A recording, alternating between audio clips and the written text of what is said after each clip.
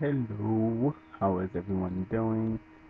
Um, I guess the subject of my conversation tonight would be about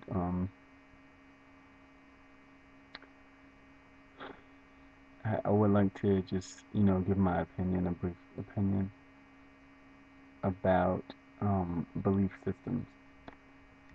Something that I've noticed, especially with African Americans. I talk to a lot of my friends and things like that, and we have conversations about beliefs and what they believe, and then what I believe.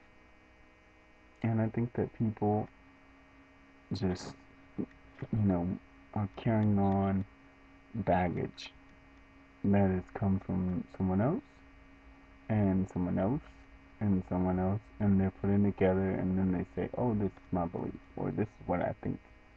But really, I've really noticed that the majority of people have no actual experience, including myself, on what it is that we really are holding on to. So we're just holding on to somebody else's energy. And I think that that's such uh, just an amazing thing. I think it's really amazing that we could trust so much in a voice that we've never had an opportunity to experience or know. And I think that that would be, if we could manage to clear that slate and get rid of that voice, that would be the, offending voice. The reason why I say offending, because really anything that's causing a blockage in, in your progression, or who you are, or what you feel, or what you think, um, is definitely, it's an offending member.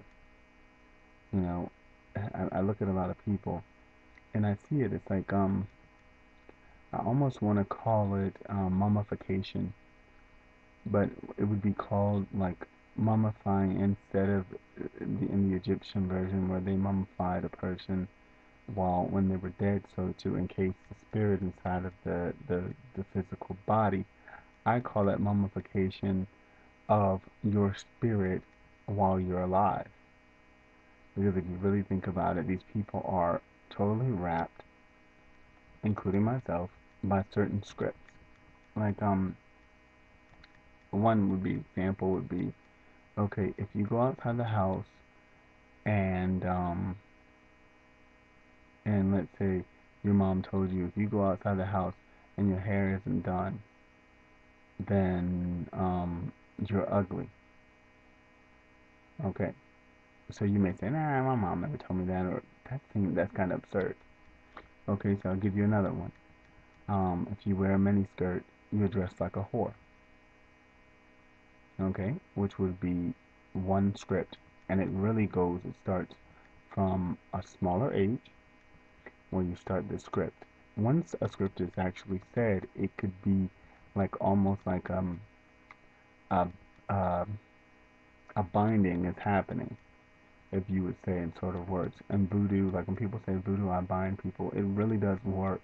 But I think we look at voodoo and things like that, um, to an extent, to an extent, extent that we're not looking at really what is really witchcraft or voodoo or even masonry.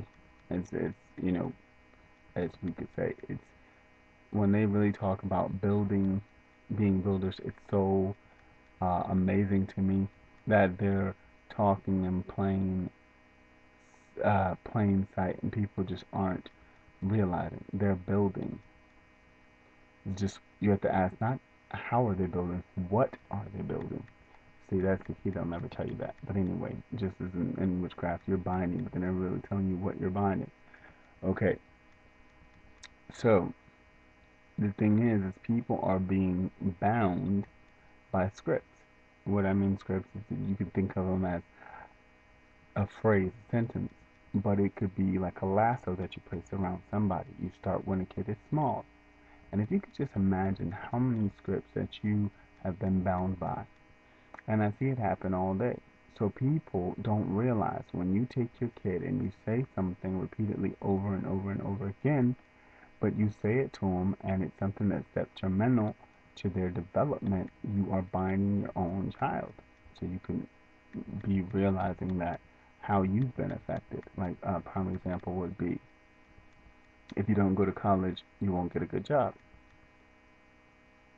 Well, we all know that that's not true because then the majority of the CEOs, like especially Bill Gates and other people, actually the ratio of people that are in the millionaire range, the majority of them actually dropped out of college or never went to college. See, the thing is that people don't really do the mathematics, right? Let's say you don't go to college, and for the next 4 years you work. The average person makes around $20,000. So let's say you stay at home with your parents. Uh, you only spend,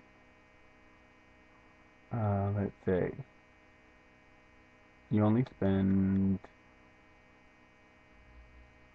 we're gonna say something realistic. Like let's say you only spend $8,000. So you spend $8,000 each year. You save 12. So now, after 4 years, we can say that pretty much you should have about $48,000 saved up, hypothetically speaking. But let's say that within each 6 months you do get a raise, which we should understand that 6 months to a year you're going to get a raise. If you work this job, you're doing well. So afterwards, you could have close to a $30,000 job.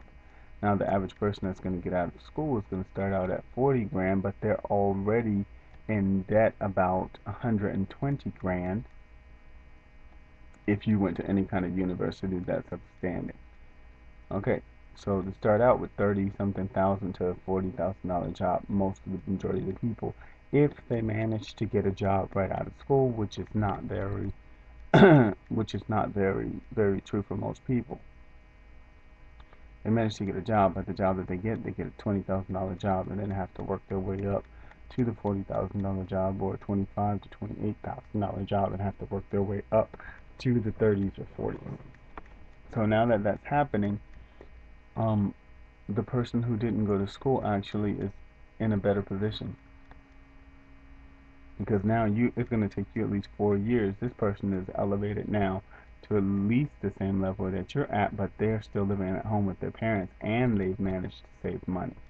So by the time you get to four the 4 year level where you can actually try to pay back that loan or get that loan under control, which most people don't, it takes them at least 20 to 30 years. This person is already above and beyond where you could have been at per se had you not went to school. Their credit is decent. They don't owe anybody anything, and they're already above the game because they remember lived at mom and dad's house. Now they have a down payment, good credit to get a house. Their mortgage loan is a lot cheaper, and while you're paying your mortgage loan plus an additional 500 and something dollars for your student loans, they're living a lot better off. But the thing is that's not even important. It's not even important, the money. The most important thing was what? The script. The script said, if you don't go to college, you're not going to get a good job and you're not going to succeed. So you already have bound this person to this script. And if you can imagine, you start around bounding people. It could start anywhere. You could start around the head, you could start around the middle, you could start around the feet. Just imagine how many scripts you might have, or that you do have, I'm sure of it, running around you that are not positive scripts. And unless you actually go through some sort of mediation or therapy, you wouldn't even realize that these scripts are in your mind, in your subconscious and in your conscious mind. Things that you see on TV, things that you hear on the radio, things that your friends have told you, things that your enemies have told you, things that your parents have told you, things that your siblings have told you, aunts, cousins, distant relatives, I mean magazines, books. It's all around you. The internet. I mean just regular signs, that are placed pictures and photos that are hanging up on walls. I mean, you can't believe how bound you can literally become or might be in your current state. So you have to realize when you see a lot of people acting or doing certain things, um, they're bound. It's not something that's just by chance. People don't. You as a grown man, you wouldn't walk around um, like I see some of these younger black males just walking around randomly, walking back and forth all day, selling marijuana. They're not making any money. Let's be real. You would have to be able to get rid of a product to have enough weed smokers to move. Okay, look at what most people are buying. They're buying what? 10s, 20s. Okay, you have to literally, you have to sell five to get $100. You'd have to sell one an hour to make $20 an hour. Let's say that you're making that. Okay. Most of these people are not moving $2,000 worth of marijuana a day. If it were, there would be more people selling marijuana. People need to look at the, the realization. If something is really that profitable, everybody is going to be going for it. Not just these random people. If you look at them, they're not making much money. How many common just around the way drug dealers do you see really balling out of control? They're not. I've seen them. If you living in the projects, you're not making enough money. You can't tell me that you're making money. You can't even afford a house. I mean, I look at these people. They sit outside. They walk back and forth. They don't have on nice clothes. They're not living a good high life. I mean, what they have, so they have a couple of bucks in their pocket that they can afford a black and mild and a couple of tattoos and a beer every now and again.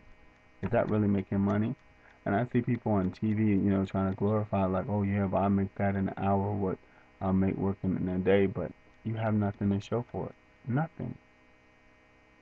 I mean, I'm talking about zero. Nothing. These people have nothing. They're still living at home with their parents. They have no cars. I watch them. I don't know about anybody else. I don't see them balling out of control. If you are living in Section 8 housing or in public housing, you're not balling out of control. I'm sorry. So either something is wrong with your mathematics or something is wrong with the game that you're playing.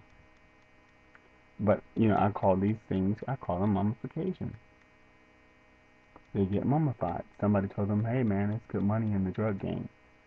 They get mummified. They're getting people are walking around zombies right now. Go outside and look at people. They don't move anywhere from year to year. They never accomplish anything from year to year. They're staying exactly where they are from year to year. They're not moving. You could go away. You think sometimes to yourself, man, if I don't hurry up, these people are gonna pass me by. You come back and they're in the same situation, same spot, have not moved. And that's what I call scripting or basically mummification. So anyway, I thought that you guys might enjoy this idea or this, like they say, this paradigm. So you guys have a nice day.